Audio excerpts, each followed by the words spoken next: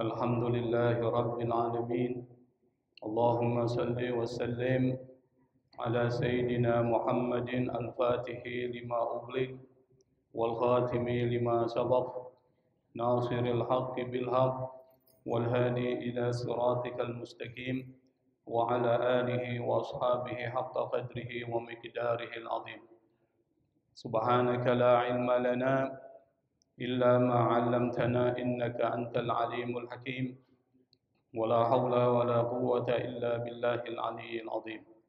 رب اشرح لي صدري ويسر لي أمري واحلل عقدة من لساني يفقهوا قولي أما بعد. Ma'asyiral hadirin Jamaah Masjid Jami Nurul Iman yang dimuliakan, dibanggakan oleh Allah Subhanahu wa taala.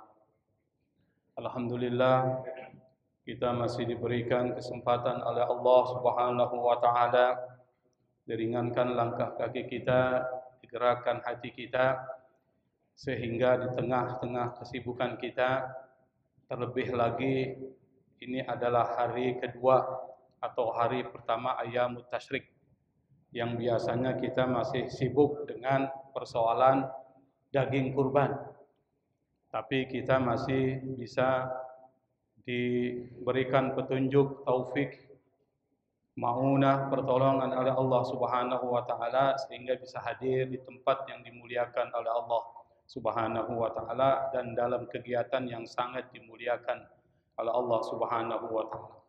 Pada kesempatan malam ini kita mungkin tidak akan membahas kajian tafsir Al-Qur'an, tetapi sesuai dengan apa yang disampaikan Ketua Dewan Kemakmuran Masjid, Bapak Haji Fakhrudin, kalau bisa diisi dengan kajian tematik malam ini terkait dengan persoalan kurban.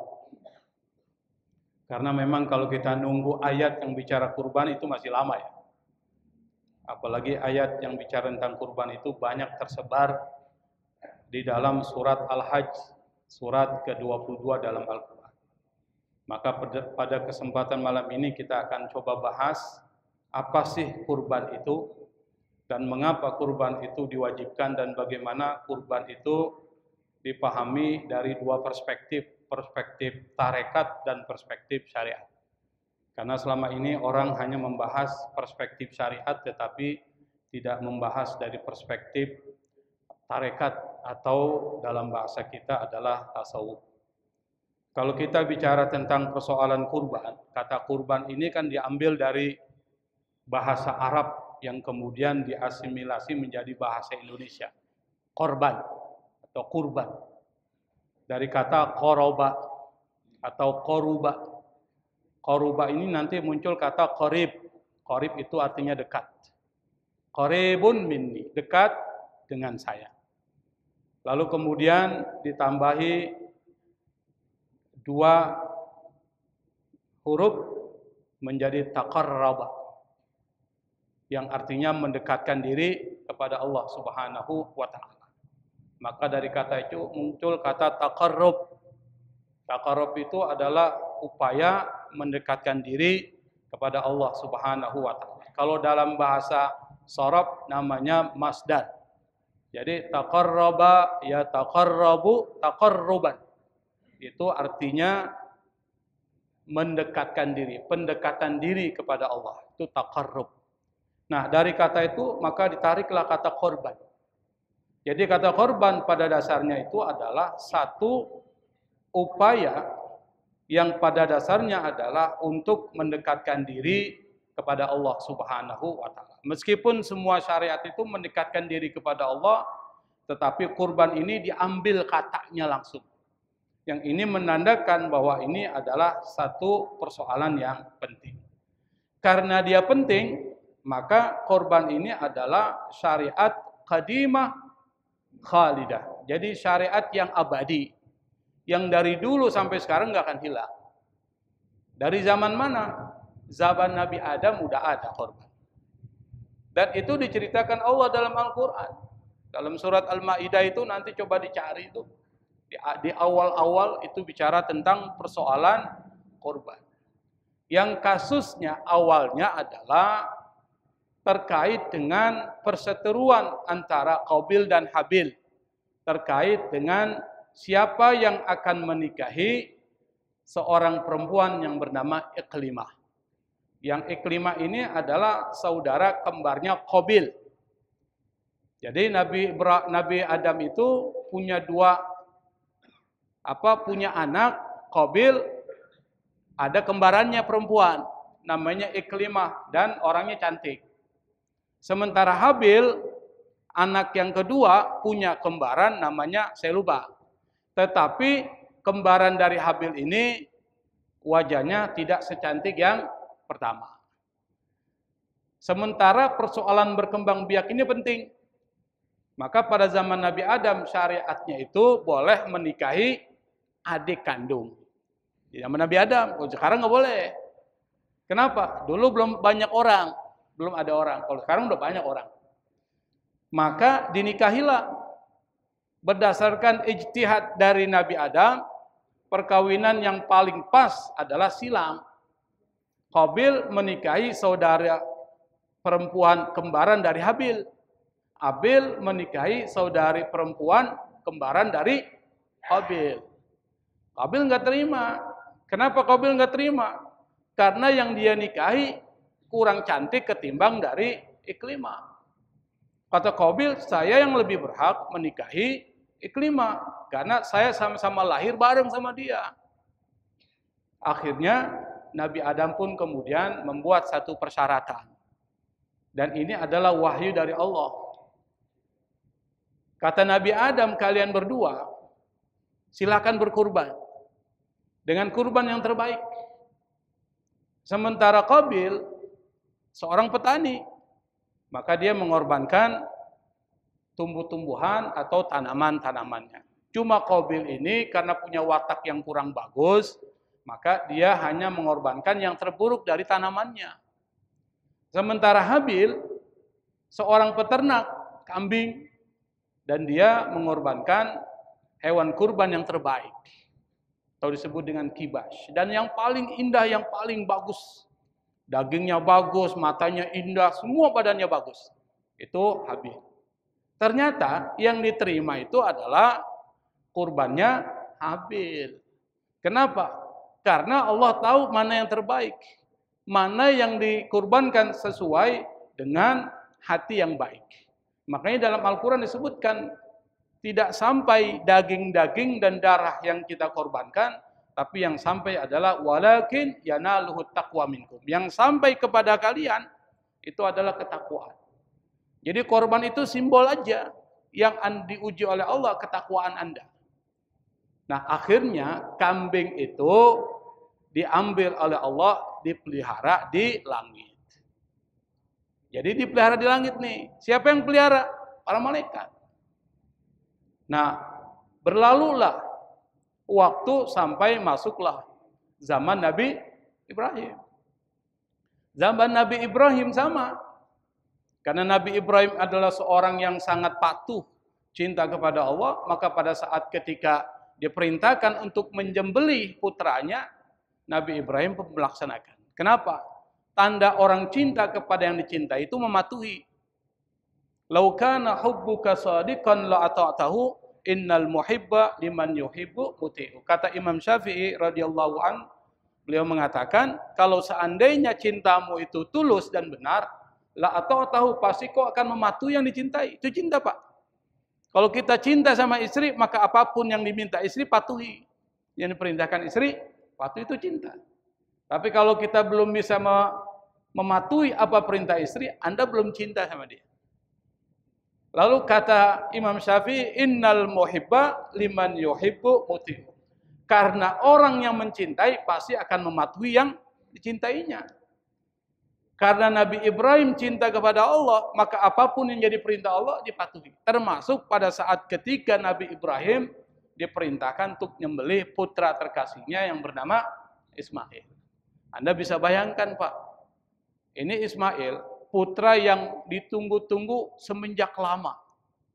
Pada saat ketika mulai agak sedikit besar sedikit, Allah perintahkan untuk menyembelih putranya. Kalau ini terjadi kepada bapak-bapak, bapak bisa laksanakan, Pak? Saya yakin nggak akan bisa. Tapi Nabi Ibrahim karena cinta kepada Allah dan kecintaannya melebihi cinta kepada dirinya dan keluarganya, dia laksanakan. Makanya beliau mendapat gelar Khalilullah, kekasih Allah Subhanahu wa Ta'ala. Tapi Allah punya skenario. Pada saat ketika Nabi Ismail sudah siap untuk disembelih, Allah gantikan dengan kambing yang paling indah. Yaitu kambing yang pernah diambil oleh Allah, kurbannya Habil, digantikan. Itu berdasarkan riwayat Ibnu Abbas dan dikutip oleh Ibnu Katsir dalam kitabnya Tafsir Ibnu Katsir. Jadi kambing yang digunakan oleh Nabi Ibrahim dan disembelih oleh Nabi Ibrahim yang merupakan penggantian terhadap Nabi Ismail itu berasal dari Habil. Korbannya Habil. Dan yang disembelih adalah kibas. Maka ini menjadi petanda bahwa yang kita sembelih sampai saat ini adalah dalam bentuk hewan ternak atau binatang ternak dan yang terindah dan terbagus. Makanya orang berlomba-lomba kalau mau korban cari yang paling bagus, bukan yang paling kurus. Ini nyari sapi yang paling kurus untuk disembahkan. Nggak akan diterima oleh Allah Subhanahu wa Ta'ala. Cari yang paling bagus, berarti yang paling mahal. Maka kalau Anda punya uang, cari yang terbaik. Kambing yang terbaik, sapi yang terbaik, kerbau yang terbaik. Apa ukurannya? Tidak ada cacatnya. Makanya kalau ada binatang yang kita sembelih cacat, itu tidak sah. Kupingnya terpotong, tidak sah. Kakinya cacat, tidak sah. Matanya buta, tidak sah. Kenapa? Karena yang diinginkan oleh Allah, yang terbaik dari yang kalian miliki, itu dipersembahkan kepada Allah Subhanahu wa Ta'ala. Maka syariat kurban ini adalah syariat qadimah khalidah. Syariat klasik dan itu abadi. Sampai akhir zaman dia akan tetap dilaksanakan oleh manusia. Yang kedua, korban itu adalah min afdalis sadaqat. Di antara sedekah yang paling utama itu adalah kurban. Kita kan tahu ada banyak sedekah. Ada sedekah dalam bentuk wakaf. Ada sedekah dalam bentuk zakat. Zakat juga dibagi dua, ada zakat mal, zakat fitrah. Tetapi yang paling penting itu zakat mal. Karena dia lebih kepada pemberdayaan masyarakat. Yang ketiga ada dalam bentuk yang disebut dengan kurban. Makanya kurban itu menjadi penting. Saking pentingnya kurban tersebut sampai-sampai kata mazhab Hanafi itu wajib. Mazhab Hanafi ya. Mazhab Hanafi itu mengatakan kurban itu wajib. Tapi mazhab Syafi'i mengatakan sunnah muakkadah. Kita ini mazhab Syafi'i. Maka sunnah muakkadah. Apa itu sunnah muakkadah? Sesuatu yang dianjurkan sangat untuk dilaksanakan. Bagi siapa? Man wajada sa'ah. Bagi yang punya keluasan harta. Maka kata Nabi, man wajada sa'atan falam yudhahi fala yaqrabanna musallana. Barang siapa yang mempunyai keluasan rezeki lalu dia tidak berkorban, fala yaqrabanna musallana. Jangan dekat-dekat dengan tempat salat kami. Meskipun ini bersifat sunnah, tetapi bagi yang punya harta dianjurkan setiap tahun. Bagi yang nggak punya, nggak wajib. Tapi kata mazhab Hanafi tetap wajib. Tapi ingat, mazhab Hanafi membedakan antara wajib dan fardu. Beda ini. Ini bicara tentang usul fikih, metodologi usul fikih. Kata mazhab Hanafi, wajib itu kalau dalilnya bukan hadis mutawatir atau Quran. Kalau dalilnya Quran dan hadis mutawatir, maka itu menjadi fardu. Menjadi fardu. Hadis mutawatir itu maksudnya apa? Hadis yang diriwayatkan dari setiap tingkatan sahabat 40 orang, enggak boleh kurang. Habis sahabat siapa? Tabi'in, 40 orang enggak boleh kurang. Habis tabi'in yang meriwayatkan adalah tabi'ut tabi'in, enggak boleh lebih dari, enggak boleh kurang dari 40. Itu namanya hadis mutawatir. Kira-kira bohong nggak hadis itu? Nggak akan bohong, karena yang meriwayatkan banyak. Kalau meriwayatkan kurang dari 40, namanya hadis ahad. Ahad dari kata wahid, satu-satu. Nah, hadis ahad ini kata mazhab Hanafi, kalau seandainya dalilnya hadis ahad, maka dia menjadi wajib. Ini usul fikih, Pak ya. Saya terangin sedikit lah. Kalau pusing, nggak usah dimasukin dalam otak kalau pusing ya. Saya jelaskan sedikit. Contoh, ini penting nih. Misalnya kata mazhab Hanafi, ini mazhab Hanafi, membaca Quran di dalam sholat fardu. Jadi kalau kita sholat baca Quran tuh, fardu tuh harus dilaksanakan. Tapi baca Fatihah wajib. Bisa nggak diikuti ini alurnya? Bisa ya. Kenapa Fatihah wajib? Karena hadisnya hadis ahad. Man lam yaqra bi Fatihatil kitab fala sholatalah. Kalau seandainya seorang tidak membaca Fatihah, maka dianggap sholatnya tidak sah. Hadisnya hadis ahad, bukan hadis mutawatir. Maka kata mazhab Hanafi, membaca Fatihah itu wajib. Baca Quran adalah fardu. Maka kata mazhab Hanafi, Anda nggak baca Fatihah, tapi baca Quran udah cukup. Itu mazhab apa tuh? Nabi. Mazhab Syafi'i enggak. Hadis ahad itu menjadi pegangan dan menjelaskan keumuman ayat Quran apa? Faqra'u ma tayassara minal Quran. Bacalah ayat-ayat pendek dari Al-Quran dalam sholat. Kata mazhab Syafi'i, ini ayat umum. Maka muncul hadis mengkhususkan yang umum. Maka yang dibaca di dalam sholat surat Al-Fatihah. Maka kata mazhab Syafi'i, Al-Fatihah menjadi wajib sama dengan fardu, dibedain. Kalau Anda sholat tidak baca Fatihah, kata mazhab Syafi'i, mazhab Maliki dan mazhab Hambali, sholat Anda batal. Kata mazhab Syafi'i, enggak batal kecuali kalau dia baca surat. Apa surat itu? Selain Al-Fatihah juga boleh. Itu perbedaan pendapat di kalangan para ulama mazhab. Tapi berkembang. Yang dimaksud Al-Fatihah yang mana? Bismillah masuk enggak Al-Fatihah? Muncul ikhtilaf para ulama. Ada yang mengatakan Bismillah ayat dari surat Al-Fatihah. Maka orang yang tidak baca Bismillah, kata mazhab Syafi'i, tidak sah sholatnya. Tapi kata mazhab Maliki, Imam Malik bin Anas, Bismillah bukan ayat. Maka yang sebut ayat itu dari Alhamdulillah. Maka adalah orang yang ngebaca Bismillah. Itu ikhtilaf. Jadi kalau ada orang baca Alhamdulillah langsung, jangan kita salahin. Itu pendapat Imam Malik. Jadi ada dasarnya. Nah, di dalam persoalan kurban itu ada dua dimensi, Pak. Ada yang disebut dimensi yang bersifat sufistik, tasawuf, tarekat. Kenapa? Pada dasarnya yang diinginkan oleh Allah bukan yang simbolik. Karena sholat, zakat, haji, kurban itu simbol aja. Yang pada dasarnya yang menjadi tujuan itu adalah terkait dengan persoalan ketaatan. Anda taat nggak sama Allah? Anda patuh nggak sama Allah? Makanya di dalam kurban, dimensi sufistiknya itu takwa. Kalau kita buka ayat Al-Quran, di dalam surat Al-Hajj ayat 37, itu ada satu ayat, Pak. Nanti dicek di rumah, kalau ada HP bisa dicek. Surat Al-Hajj ayat 37, surat yang ke-22. Di Al-Quran kan ada 114 surat tuh. Nah surat yang ke-22 yaitu surat Al-Hajj ayat 37. Itu ada satu ayat. La yanalallaha luhumuha wala dima'uha walakin yanaluhut taqwa minkum. Ayatnya panjang, saya potong sampai situ aja.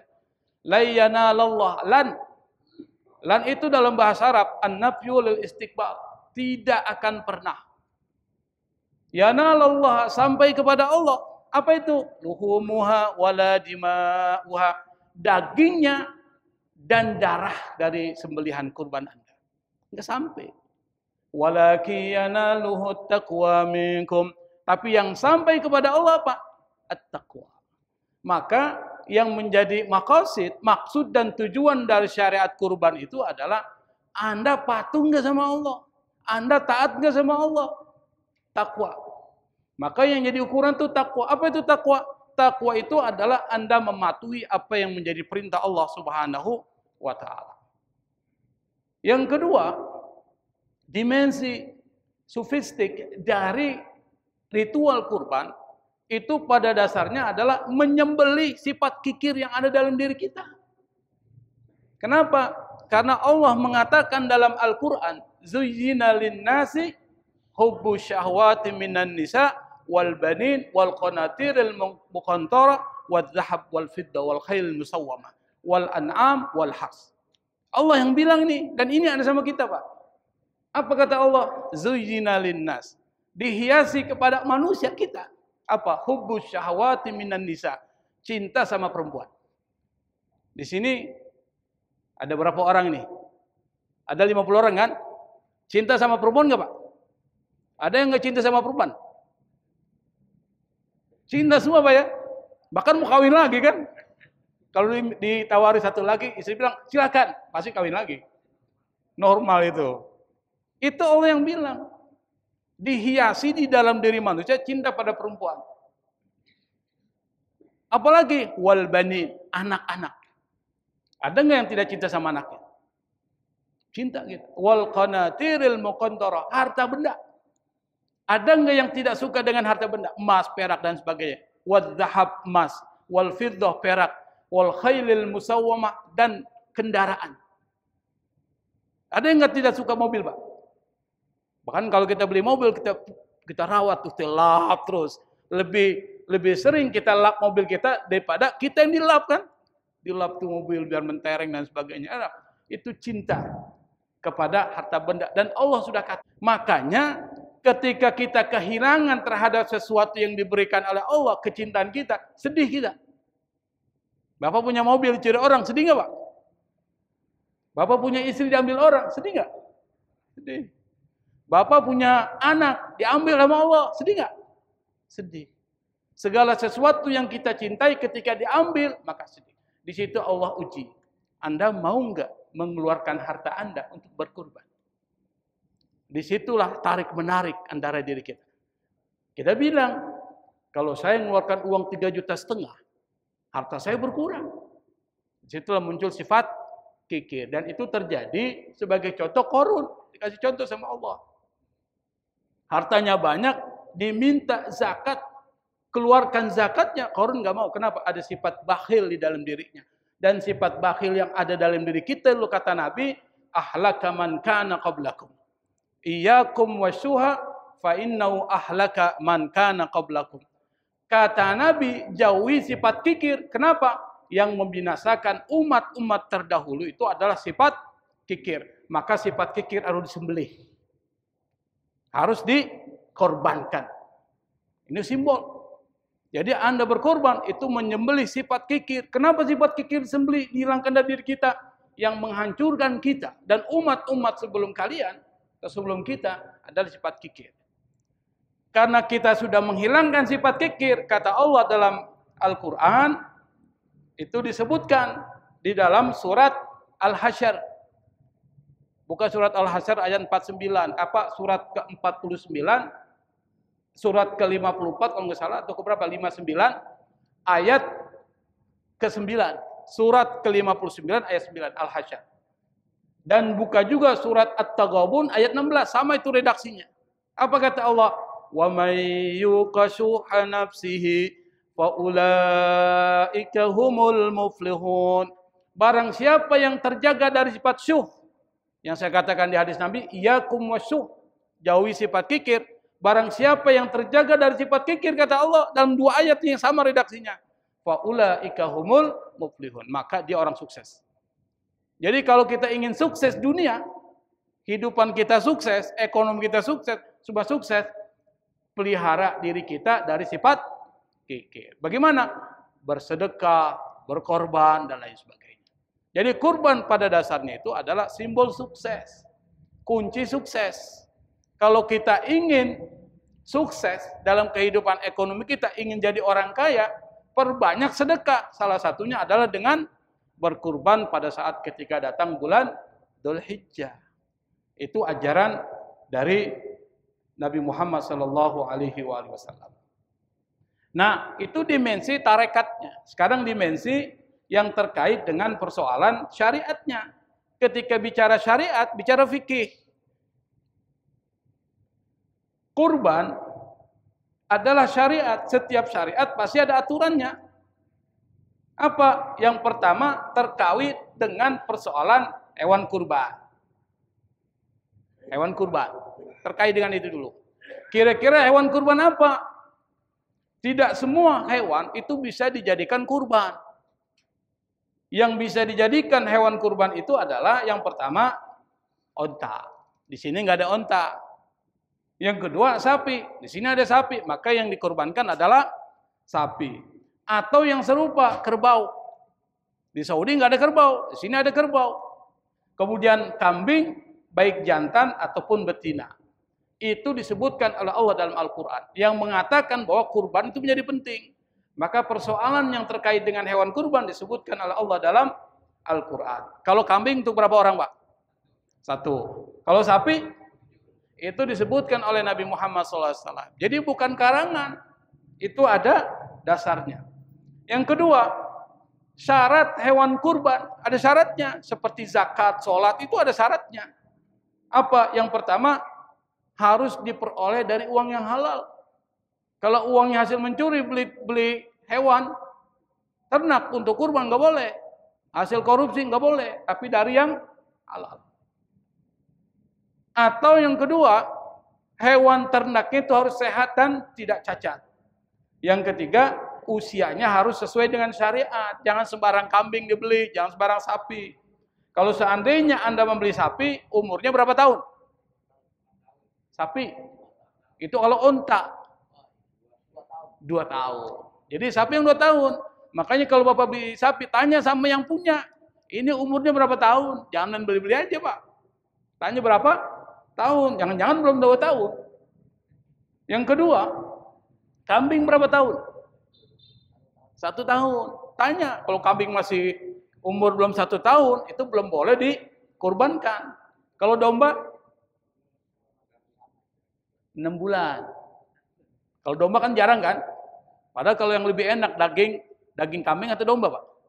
Domba, Pak. Bapak pernah makan daging domba? Enak satenya. Kenapa enggak domba aja gitu? 6 bulan umurnya. Kalau kambing 1 tahun, kalau sapi 2 tahun, kalau unta 5 tahun. Jadi harus ada persyaratan. Yang kedua, terkait dengan pemotong. Apakah semua orang boleh memotong hewan kurban? Tidak semua orang, Pak. Jangan sembarangan itu. Yang pertama, yang harus atau disunahkan menyembelih itu adalah orang itu sendiri yang punya kurban. Jadi yang pertama kali atau yang disunahkan menyembelih adalah yang punya kurban. Tapi enggak semua orang bisa menyembelih kan, Pak? Kalau enggak bisa menyembelih, maka bisa dilakukan oleh orang lain. Perempuan boleh nggak? Boleh nggak perempuan? Nggak boleh perempuan, laki-laki. Kenapa? Logikanya kalau perempuan itu nggak boleh ngelihat darah. Nanti pas nyembelih teriak lagi, au, au, kan repot juga kan? Kalau laki-laki kan nggak, dia ada kekuatan untuk itu. Nah, jika yang berkurban perempuan atau laki-laki yang tidak dapat menyembelih, maka disunahkan untuk mewakilkan kepada penjagal. Boleh diupah, tapi bukan dengan kulit, bukan dengan kepala. Ini banyak nih di masyarakat. Upahnya dengan kulit. Kulit apa? Kulit sapi, kulit kambing, atau dengan kepala. Nggak boleh, Pak. Semua daging kurban harus diberikan kepada orang. Termasuk kulit dan kepala. Tidak boleh. Ini upah buat yang motong korban. Nggak boleh, haram hukumnya. Apalagi itu dijual belikan itu. Saya lihat sering itu kulit sapi dijual. Itu bagian dari kurban, daging kurban. Harus dibagikan. Nah, bagaimana caranya? Pakai skenario yang lain. Misalnya sebagai contoh, Jadi bagi panitia atau orang yang memotong itu diberikan uang dari hasil yang lain, bukan dari kurban. Misalnya apa? Makanya kalau ada patungan kurban, kasih lebih dikit. Misalnya kurbannya itu 3.500.000 Pak ya. Anggap aja yang paling bagus 3.500.000 satu orang sapi. Kasih dia naik dikit 3.700.000. 200-nya buat siapa? Buat nyembeli. Begitu caranya. Jangan diupah dari kulit atau dari kepala hewan yang disembeli. Itu nggak boleh hukumnya. Bagaimana caranya supaya itu kulit bisa juga dimanfaatkan oleh panitia? Itu kulit Pak, diberikan dulu kepada orang yang menerima daging kurban. Nanti orang itu boleh jual tuh. Duitnya kembalikan lagi ke masjid atau musola untuk biaya operasional terkait dengan persoalan kurban. Boleh. Tapi kalau seandainya dia jual sendiri, nggak boleh. Bagi yang berkorban, nggak boleh menjual hasil dari korbannya. Tapi bagi panitia, nggak bisa dia. Aneh kulitnya buat aneh ya. Enggak, harus dibagikan dalam bentuk, dalam pengertian kurban. Dan kalau seandainya orang itu bilang, buat apa saya dapat kulit nih? Bagus saya jual. Nanti uang itu saya berikan ke masjid atau musola sebagai biaya operasional, saya sedekahkan. Itu bagus. Jadi seperti itu caranya. Yang berikutnya adalah terkait dengan persoalan apa ini? Nah, pada saat ketika menyembelih itu disunahkan yang pertama baca bismillah. Ini bagi yang penjagal penting ini harus tahu, bukan cuma sekedar dia ngerti menyembelih tapi juga harus tahu tata cara dan etikanya. Baca bismillah, berselawat kepada Nabi, menghadap kiblat, mengucapkan takbir Allahu Akbar 3 kali, lalu berdoa, dia pertajam pisau, lalu kemudian diletakkan sembelihan bagian kirinya dan mengikat ketiga kakinya selain kaki yang sebelah kanan. Jadi yang diikat 3 kaki. Sebelah kanan nggak diikat, lalu kemudian disembelih. Itu adalah etikanya terkait dengan persoalan bagaimana orang menyembelih. Dan bagi yang berkurban, ini fikihnya. Disunahkan untuk melihat binatang kurbannya yang akan disembelih. Jadi kalau seandainya kita berkurban, Pak, pada saat disembelih hewan kurban punya kita lihat. Dan disunahkan untuk tidak memotong rambut dan kukunya sebelum binatang kurban disembelih. Jadi sebelum binatang sembelih, kita nggak boleh potong kuku dan rambut. Itu sunahnya. Dan disunahkan bagi orang yang berkurban memakan daging kurbannya. Makanya bagi orang yang berkurban dapat bagian. Berapa dapat bagian, Pak? 1/3. Nah, 1/3 itu boleh dia makan sendiri, boleh lagi dia bagikan kepada keluarga atau kerabatnya. Dan diharamkan bagi orang yang berkurban menjual daging kurbannya. Ada juga orang yang kurban untuk orang yang sudah meninggal, boleh nggak Pak? Boleh nggak? Hah? Boleh nggak? Mazhab Syafi'i nggak boleh Pak. Mazhab Syafi'i misalnya saya punya orang tua meninggal, misalnya, lalu saya korban atas nama orang tua saya. Kata Mazhab Syafi'i nggak boleh itu. Kenapa? Kecuali orang yang meninggal itu sebelum meninggal dia berwasiat. Nanti kalau saya meninggal, tolong kurbankan setiap tahun ya, boleh. Saya punya kontrakan nih, 1 jangan kau bagi-bagi nih hasilnya. Nanti hasil dari kontrakan ini, itu belikan sapi misalnya, atau belikan ekor kambing. Jadi setiap tahun saya berkurban, itu wasiat. Maka keluarga dari yang diwasiatkan itu wajib melaksanakan apa yang menjadi wasiatnya. Tapi kalau dia melakukan kurban demi untuk orang tua yang sudah meninggal, dia nggak berwasiat, nggak boleh. Tapi ada mazhab lain mengatakan boleh. Tapi mazhab Syafi'i mengatakan tidak boleh. Tapi kata mazhab Syafi'i, kalau mazhab Syafi'i memang seperti itu. Saya kan ikut mazhab lain, ya silakan, boleh. Kalau mazhab lain boleh.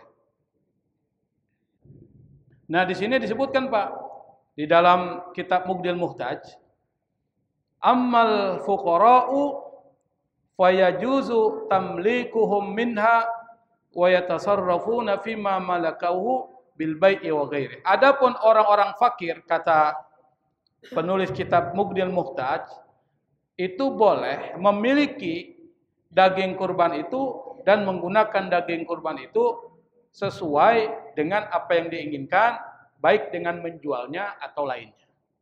Bagi orang miskin. Jadi bagi orang miskin silakan, karena kalau dia makan daging mulu, nggak ada berasnya, enak nggak?